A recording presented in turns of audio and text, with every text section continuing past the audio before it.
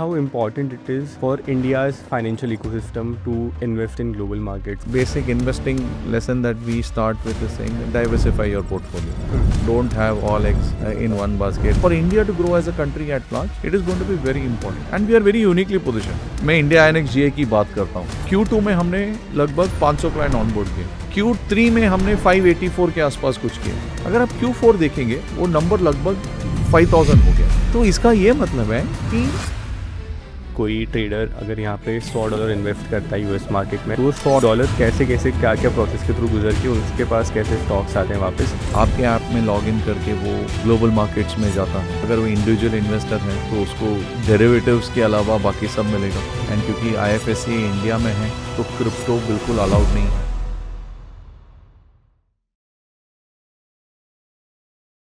Hello everyone, welcome to Investing with Dhan's podcast. Today with us we have a very special guest, Vijay Krishnamurthy sir.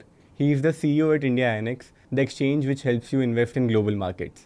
Thank you so much sir for doing this. Absolute pleasure. Thank you so much for having me here.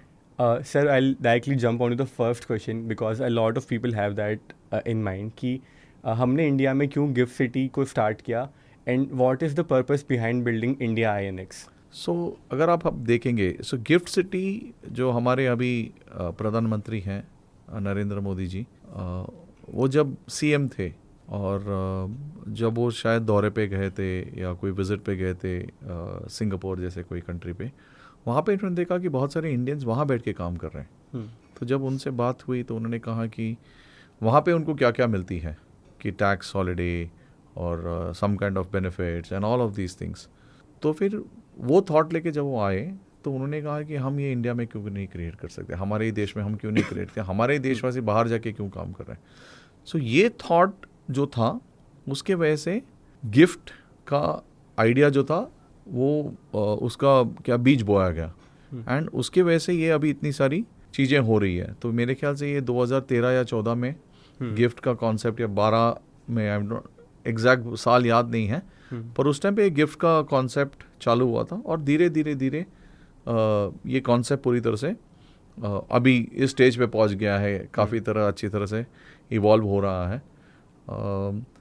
अगर हम India INX की बात करें, so India INX BSE का part है, BSE का हिस्सा है, BSE कंपनी है. एंड BSE चूँकि डोमेस्टिक और 150 साल अभी अब जैसे हम बात कर रहे हैं अभी it is completed 151 years age of yesterday, oldest exchange in Asia. So we are well intense domestically. So the idea was also to see कि हम इंटरनेशनली क्या कर सकते हैं, right. And given our prime minister's vision to do something for Indians in the international market, I think so that was a plunge which was taken by BSE to start India's first international exchange, which is India INX. And when did this start? So it was, to be precise, 9th January 2017 was when it began its operations. So now we have completed 9 years of operations. अभी 9 साल हो गया हमारे operations को. And इसका theme और idea यही है कि हम जैसे how do you create an international financial center in both the ways. That is how it becomes an gateway for offshore investing and as well as for raising global capital within India, right. तो ये दोनों तरीके से होता है. So it can be called as onshoring the offshore, right. If I was to put it in one word, it helps you to onshore the offshore. So इस वजह से इंडिया INX क्रिएट किया गया था, इंडिया INX का exchange बनाया गया ताकि जो देश की जो ग्रोथ स्टोरी है या उन्नति है उसमें हम कैसे कंट्रीब्यूट कर सकते हैं, राइट. तो इस चीज़ों के लिए हमने भी as part of contributing to the whole overall nation's cause and onshoring the offshore, that is when the whole idea and concept of India INX came into the picture. Okay. And sir, gift city का जो root है, why is that preferred over like the other routes? क्योंकि बहुत सारे platforms provide कर रहे हैं global investing nowadays. But why would you recommend gift city route over any other? If I was to go back a little before August of 2025, or even before that, there were many large brokerages who were allowing global investments through the LRS route के through global में आप पैसा डाल सकते थे, तो वो domestic market से भी हो रहा था, पर उसका कोई फ्रेमवर्क या रेगुलेशन था नहीं, ठीक है। और अभी IFSC जो क्रिएट किया है वो ग्लोबल इन्वेस्टिंग के लिए क्रिएट किया है, both the ways, inbound and outbound, right, that is to as I said, the word onshore, the offshore, right? So that was why it was created. Now, how does it help? In August of 2025, IFSCA came out with a very clear-cut guidelines and framework. एकदम clear, हर एक जन का roles क्या है, उसकी उनकी responsibilities क्या है, बहुत अच्छी तरह से define कर दी है.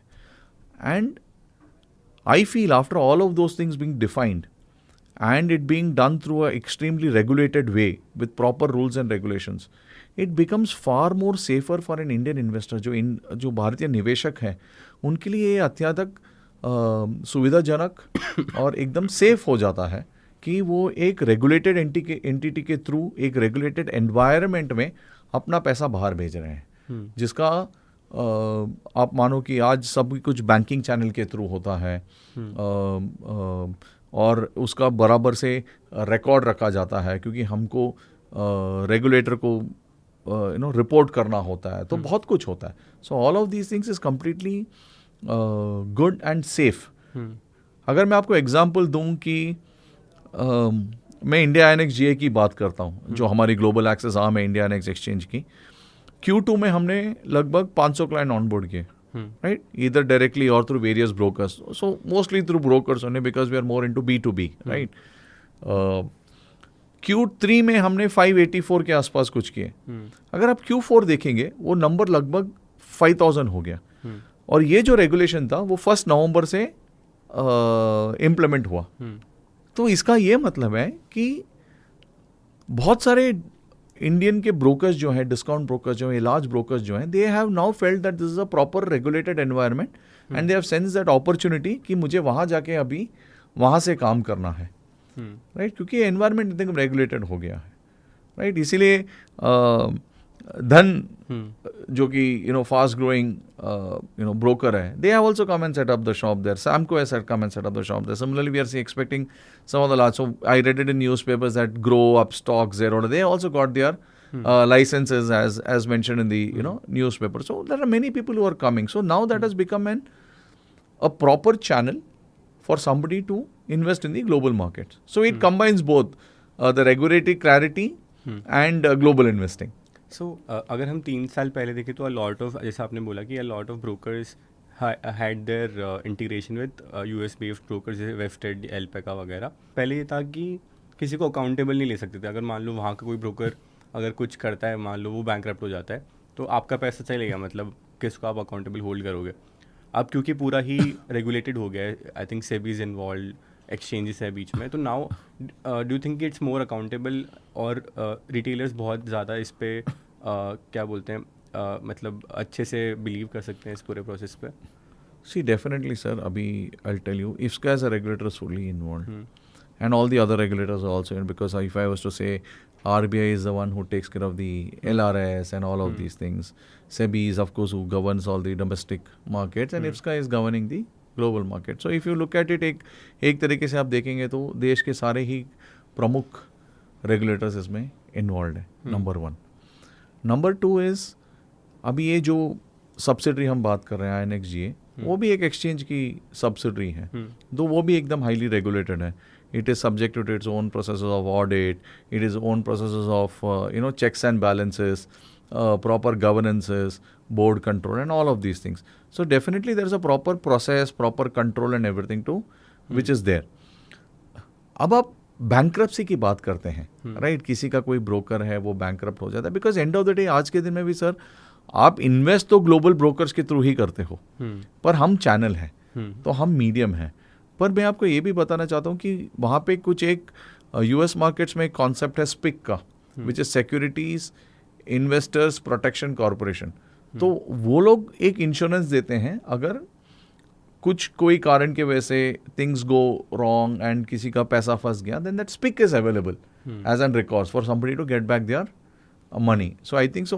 I'm not sure about the number, but if I'm not wrong, it is to the extent of some 5 lakh crore या 5,000 ऐसा कुछ नंबर है. मुझे exactly याद नहीं है, to what extent that is there, but that is there as a recourse for somebody who is doing. But this is a channel where people can more trust, can more believe, because it's going through now a proper channel. So जैसे कि अभी कोई Indian brokers हैं जिनके कोई domestic में clients हैं, उनके ऊपर इतना ट्रस्ट है, भरोसा, इतने सालों से वहाँ पे इन्वेस्ट कर रहे हैं. Secondly, second leg is again INX, India INX GA, जो जिसकी पेरेंट एंटिटी 150 साल पुराना exchange. So there is a lot of trust and we also work in an way कि हमने अपना इकोसिस्टम ऐसा ही है कि investor protection first, right. So all of us हम वैसे ही काम करते हैं. So this is a more regulated medium for somebody to look, because सबको पता भी है कि अगर मेरे को किसी को कुछ पूछना है तो मैं पूछ सकता हूँ. नहीं तो पहले क्या हो रहा था, मुझे कुछ पता ही नहीं. It was like a black hole. But now I have a process, I have a system, I have at each level I can, हर एक किसी न किसी को तो मैं पूछ के अपना क्वेरीज क्लियर करके या सब कुछ मैं कर सकता हूँ, या मुझे कुछ दुविधा हुई है वो मैं किसी के साथ बात करके at every level I can solve that for my self. Got it. Sir ये ना पूरा फ्रेमवर्क समझते हैं हम. मान लो कि कोई ट्रेडर अगर यहाँ पे $100 इन्वेस्ट करता है US मार्केट में धन के प्लेटफॉर्म पे आके, तो $100 कैसे कैसे क्या क्या प्रोसेस के थ्रू गुजर के उसके पास कैसे स्टॉक्स आते हैं वापस, तो ये पहले कहाँ जाता है? पहले बैंक के पास जाता है, फिर पेमेंट में कैसे होता है, फिर आई थिंक एक्सचेंज के पास आप स्प्रेड कैसे चेक करते हो? तो सर अभी एकदम सिंपल सा इन्वेस्टर जर्नी है. इनफैक्ट आप लोगों को हमसे ज़्यादा पता होगा इसमें कि क्या सही जर्नी आप आपके इन्वेस्टर्स के करते हैं. पर आपका कोई क्लाइंट है, इन्वेस्टर है, निवेशक है, वो आपके ऐप में लॉगिन करता है. आपके ऐप में लॉगिन करके वो ग्लोबल मार्केट्स में जाता है, वहाँ पे देखते हैं कि उसको क्या क्या अवेलेबल है. क्योंकि अगर वो इंडिविजुअल इन्वेस्टर है तो उसको डेरिवेटिव्स के अलावा बाकी सब मिलेगा. एंड क्योंकि IFSC इंडिया में है तो क्रिप्टो बिल्कुल अलाउड नहीं है, तो हम क्रिप्टो दिखाते ही नहीं है किसी को, और हम एक्सेसिबल रखे ही नहीं है. सो जो बॉन्ड्स, ETFs, इक्विटी स्टॉक्स, यही हम दिखाते हैं. तो जिसको जो चाहिए प्राइजेस अवेलेबल है तो उसके थ्रू वो देखता है, राइट. उसको अगर इन्वेस्ट करना होता है तो पहले उसको पैसे भेजना होता है. तो हम लोग ऑल्दो B2B हैं, पर हम एंड क्लाइंट का भी ख्याल रखते हैं. तो जैसे कि हम कोशिश कर रहे हैं कि हम PSP लेके आए बीचे, that is payment service provider, right. उनके साथ इंटीग्रेट करेंगे तो जो किसी का जर्नी है पैसा ट्रांसफ़र करने का वो बहुत सीमलेस हो जाएगा through the bank account, right. तो वो बैंक अकाउंट से जब यहाँ से वो रेमिट करते हैं थ्रू PSP या आपके through directly, it has to as regulations के हिसाब से IFSC के कोई बैंक में, विच इज़ IBU के बैंक में, वो पहले हिट होना चाहिए. वो पैसा वहाँ पे पहले आना चाहिए और वहीं से आगे इन्वेस्ट होना चाहिए. जैसे INX GA का भी एक अकाउंट है, हमने IBU में बैंक अकाउंट खोला है, तो वहाँ से पैसा आएगा, फिर हमको इंस्ट्रक्शन मिलेगा कि ये तो वो इन्वेस्ट करेंगे एंड हमको जैसे इंस्ट्रक्शन आएगा हम अपने एंड से पैसा रेमिट कर देंगे to the international broker, whoever it can be. As I said हमारा 5-6 ब्रोकरों के साथ टाई अप है, तो हम उधर जाके उसको पैसा दे देते हैं. एंड जो भी इनका इधर का ऑर्डर है, जैसे पैसा होता है वहाँ पे एग्जीक्यूट हो जाता है. जो इंटरनेशनल ब्रोकर है वो ऑर्डर एग्जीक्यूट कर लेता है. वो ऑर्डर एग्जीक्यूट करने के बाद वो स्टॉक्स वो इंटरनेशनल ब्रोकर के डीमैट अकाउंट में रहता है. ओके. तो अगर आपको कल को सेल करना है और आप यही प्रोसेस फॉलो करते हो, तो वो वहाँ से सेल करके वो पैसा जो है इंडिया INX GA के, I am just giving an example, अभी इंडिया INX GA के IBO अकाउंट में आके वो रहता है. And as soon as if the is say I am the client and I want to withdraw my money, मुझे पैसे वापस लेने हैं, मैंने बेचने के बाद वापस री इन्वेस्ट नहीं करना है, तो मैं वो पैसे इसमें रिडेम्पशन के तौर पे या सेल के तौर पे मैं पूछूंगा, तो वो पैसा मुझे वापस मेरे बैंक अकाउंट में रेमिट हो जाएगा. और इसमें क्या कोई इंट्राडे भी कर सकता है, क्विक बाय सेल? नहीं, इंट्राडे नहीं है सर. ओके. इंट्राडे नहीं, अभी तो नहीं है, बिकॉज रेमिटेंसेस को टाइम लगता है and all of these things are there. So intraday is not there for the individual clients और anybody. So sir, you explain the journey. Can you tell कि how important it is for India's financial ecosystem to invest in global markets and like global ambitions? Sir, two ways to look at it, right? Every time basic investing lesson that we start with is saying diversify your portfolio. Don't have all eggs in one basket. सभी पैसे एक ही जगह पे निवेश ना करें. आप थोड़ा बहुत एसेट एलोकेशन करें, थोड़े बॉन्ड्स में रखें, थोड़े इक्विटी में रखें, और इक्विटी में भी अलग अलग स्टॉक में रखें. तो यही कॉन्सेप्ट को अगर मैं आगे ले जाता हूँ, आज के दिन में क्या है कि ग्लोबल इन्वेस्टिंग, जो बाहर के मार्केटों में पैसा निवेश करने आसान हो गया है। जब मैं बोल रहा हूँ आसान हो गया है, क्योंकि IFSC आ गई है, रूल्स एंड रेगुलेशंस आ गए हैं, प्रॉपर फ्रेमवर्क आ गया है। तो अभी जो इंडियन निवेशक हैं, भारतीय निवेशक हैं, उनको एक अलग अपॉर्चुनिटी मिलेगा टू डाइवर्सिफाई। क्योंकि अगर मैं अभी US मार्केट बोलूँ या और कोई मार्केट बोलूँ, जैसे मैं बता रहा था आपको तो कुछ देर पहले कि इंडिया एनेक्स है कि जो इंडिया एनेक्स जो है जो 100 ऑफर करते हैं 150 एक्सचेंजेस अक्रॉस 20+ ऑड कंट्रीज, है ना। तो अगर कोई भी मार्केट में उनको अपॉर्चुनिटी है, मुझे दिखती है, मुझे पैसा डालना, मैं डाल सकता हूँ। सो ये नहीं कह रहे हैं कि ग्लोबल इन्वेस्टिंग खाली होगा। I am saying that what I am trying to saying diversification, it helps you to now diversify rather than asset class wise. Now even within asset class wise, whether can you go geographical, so you're diversifying geographically also. So this is what it helps. That is number one.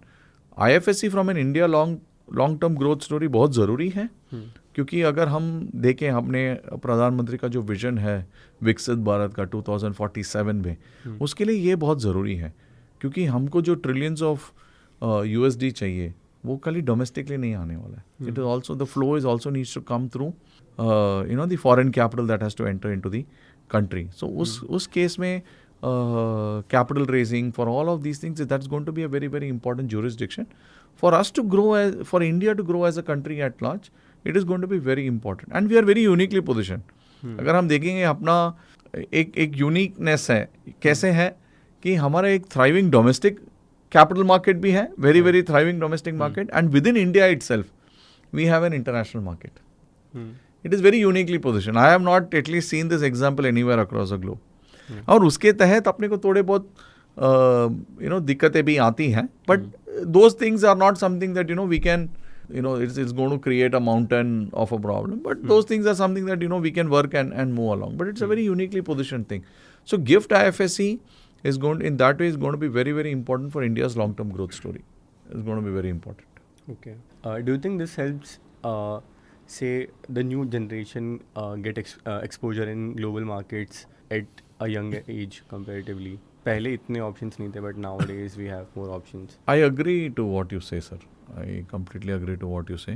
In fact, I would say that today's age, with all the technology available, with everything happening on your fingertip, and with information freely flowing, which is going to be the most important thing, right? Because of all of this tech-enabled thing, there is a lot of information which is available for all generations to read. Of course, the younger generations are more clued on to all these, apps and techs, but this information is available for across the globe. And as जैसे हम बोलते रहते हैं कि start young, right? If you want to create your own wealth, if you want to create things for yourself, so start young. So this is a right opportunity for people to do that.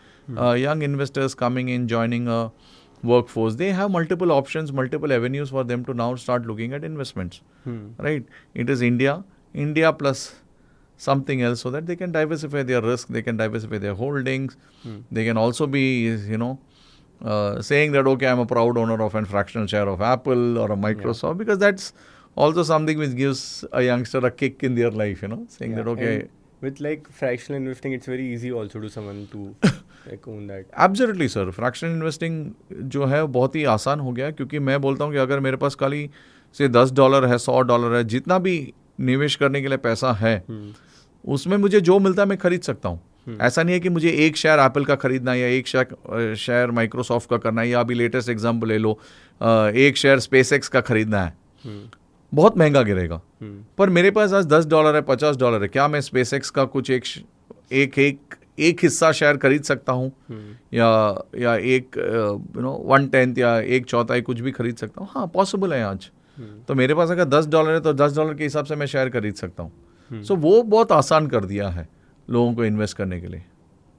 Also sir, जैसे हमने fractional investing के साथ there is SIPs also, ETFs भी है, आप day order भी लगा सकते हो. तो how do you think these things are also very important when someone is starting their investing journey? Sir, firstly an investor has to be aware of what he is investing into. That is what I personally believe. उसका अपना risk taking ability कितना है, उस हिसाब से उन्हें आगे बढ़ना चाहिए. He has to be an informed investor to make such investments. So that is going to be very very important whoever and whenever they are starting to invest. Right, so these are some of the key attributes whether you are investing in India कि आप global market में invest कर रहे हो या आप एक basic mutual fund scheme में. आपने जानना चाहिए आपने क्या इन्वेस्ट कर रहे हो, कहाँ इन्वेस्ट कर रहे हो और क्यों इन्वेस्ट कर रहे हो, क्या आपका होराइजन है, आपकी रिस्क टेकिंग एबिलिटी कितनी है. अगर आपने ये कर लिया है एंड स्पेशली अगर कोई फर्स्ट टाइम इन्वेस्टर है तो उसको तो थोड़ा और केयरफुल होना चाहिए कि मैं मार्केट में पहले बार आ रहा हूँ तो मुझे किस तरह से देखना चाहिए. तो आज के दिन में जैसे हमने इसके पहले बोला कि इन्फॉर्मेशन बहुत सारा अवेलेबल है. आपने देखना है कि आपको क्या इन्फॉर्मेशन उसमें से लेना है, क्या सूट करता है और आपकी एबिलिटी क्या है, रिस्क टेकिंग एबिलिटी क्या है, उस हिसाब से आपने निवेश करना चाहिए. ओके. और सर डू यू थिंक कि this is just a beginning of this, like क्योंकि going forward obviously will see a lot of inflows in this, and how do you see the journey of this whole global investing thing? Sir, it is a beginning. It is not even, I wouldn't say we have even scratched the tip of the iceberg. तो ये तो अभी बहुत ही nascent stage पे है, बहुत ही beginning है, and it has got a long journey to go because this is going to become a permanent feature in everybody's portfolio. Right? It is not going to be a one-off thing. So somebody who is looking at India as an investment vehicle will also say that, okay, 5% of my investment, why don't I do it in the US? So that is going to now eventually going to be part of everybody's portfolio. Sir, also do you think going forward there's a possibility to invest in other markets also like Japan, South Korea and all Definitely, sir. Definitely. We are going global. Right? So थोड़ी देर पहले मैंने बोला था हमारे यहाँ 150 GA के through already 150 exchanges के साथ हम अवेलेबल है, 22 कंट्री अवेलेबल है, तो अवेलेबल है सर. और आगे चल के और भी एक्सपेंड कर सकते हैं, अगर और भी मार्केट्स से जुड़ना है तो वो भी कर सकते हैं, पॉसिबल है. Okay. Sir, coming to the last question, if someone is starting with their global investing journey, what would be your first advice to them? जिस थोड़ी देर पहले यही मैंने बोला था, अपने एपिटाइट, रिस्क एपिटाइट और अपनी एबिलिटी के हिसाब से आपने निवेश करना चाहिए. ना कि ये कि मेरे दोस्त कहीं इन्वेस्ट कर रहा है तो मुझे भी कर लेना चाहिए. तो आपकी क्या रिस्क टेकिंग एबिलिटी है वो आपने देखनी चाहिए. और चूंकि कोई एकदम फर्स्ट टाइम इन्वेस्टर है या कोई है तो मैं तो ये सजेस्ट करूँगा कि आप डायरेक्ट स्टॉक्स के बजाय आप देखिए कि आप म्यूचुअल फंड में डाल सकते हैं ग्लोबली, या फिर आप ETFs में डाल सकते हैं. तो ऐसा कुछ एक व्हीकल चुनिए जहाँ पे आप एटलीस्ट पहले जाके मार्केट समझिए कि क्या कैसे हो रहा है, रादर देन कि आप सीधा कोई डायरेक्ट स्टॉक में डालें. सो ये मेरा बहुत ही सिंपल सा सजेशन होगा. बट वेरी क्लियरली जो भी कर रहे हैं सब अपनी रिस्क एपिटाइट के हिसाब से करिए, अपनी ज़रूरत के हिसाब से करिए, आपकी फाइनेंशियल एबिलिटी और फाइनेंशियल ऑब्जेक्टिव के हिसाब से करिए, and take informed decisions. Thank you so much, sir, for doing this, and thank you so much for building such a seamless experience for Indian investors so that they can invest in the global market. Because of all these exchanges, now we have like हम कोई भी market, South Korea, US वगैरह हर जगह invest कर सकते हैं. So again, thank you so much for doing this, and thank you so much for coming to our office. It was a great discussion, and I think it will be very insightful for our users. Thank you so much everyone for watching this video. If you guys have any suggestion, to let us know in the comments below, and don't forget to subscribe the channel. Investments in the securities market are subject to market risk. Read all the related documents carefully before investing.